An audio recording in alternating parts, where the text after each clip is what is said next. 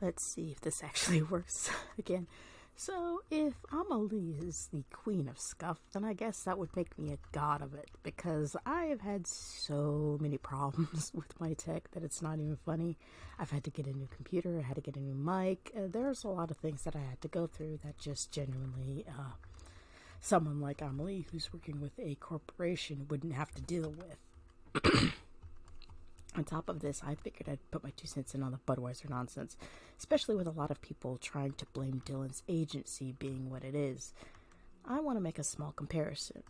Since I brought up a VTuber, let's look at a VTuber agency and see what's going on. Why? Well, because a VTuber agency should be less successful in theory than Dylan's agency, but if you look at the numbers, something looks funny with the agency that Dylan is with. In fact, it has nothing to do with Dylan at all, and everything to do with the agency. It seems that the agency is prone to artificially inflating to boost instead of just boosting its talents, which, while on the normal side of things, this would probably just be normal shady Hollywood nonsense, it's very deceptive, and it seems like the world's not okay with that.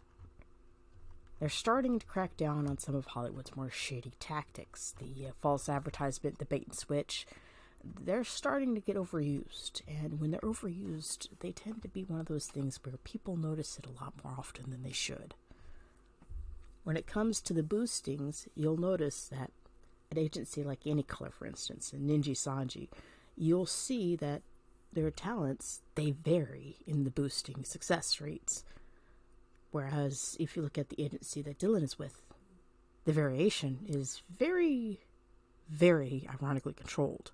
Almost as if it's not really being boosted naturally. And this is probably a result of how they do business.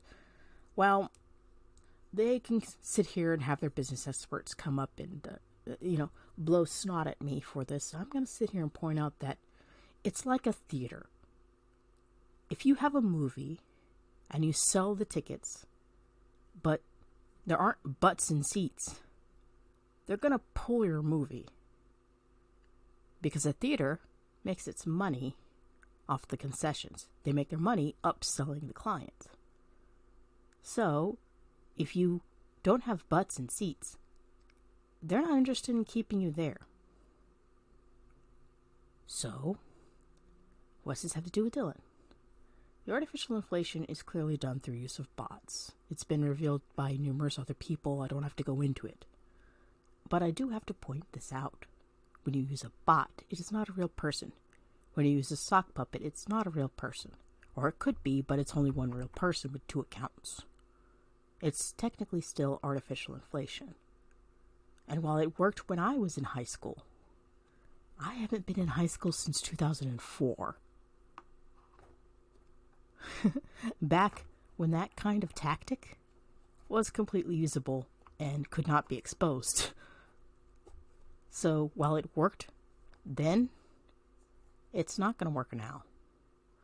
Well, I could see them keeping Dylan on as a, quote, diverse talent.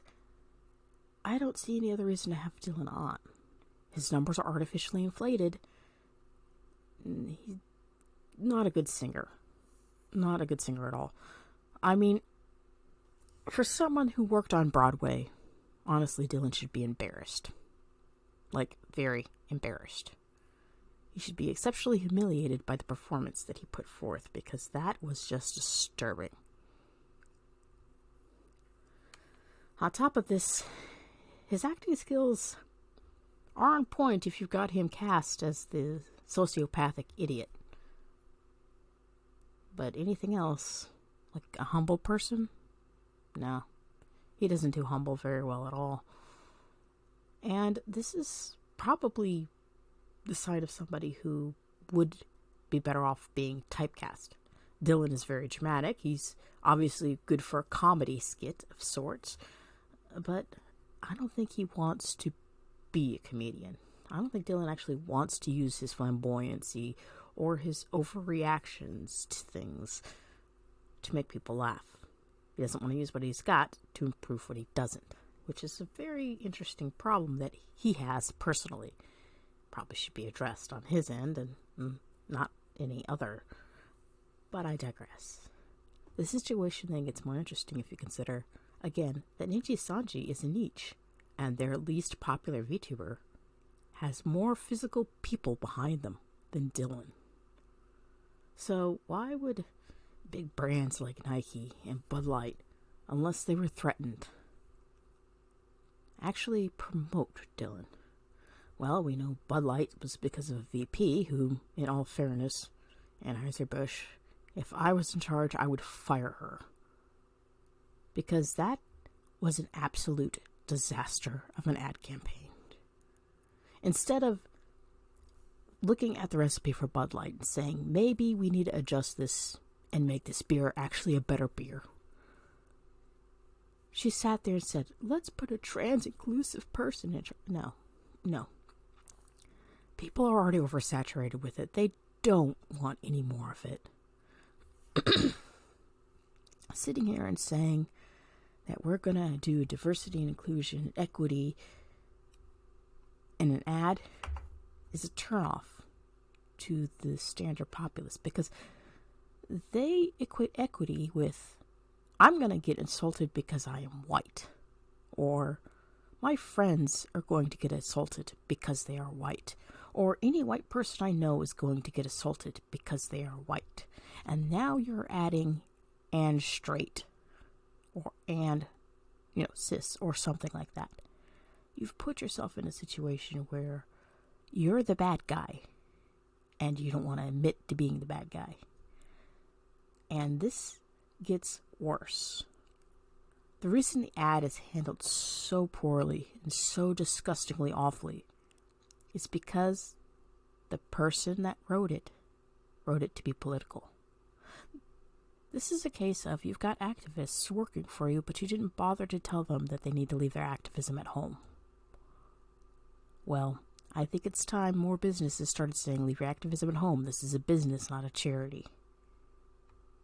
And started actually getting into the business of doing business again, because being backed by George Soros, his money's running out. And him wanting to use his fortune and fame for that is one thing. But he can only go so far. And with so many people trying to tap him dry, it's one of those, I'm starting to look at this as, I want to be the accelerationist in this party. I just want to watch you guys burn. Because people like him made their fortune removing me from a job. I want you to think about that for a second.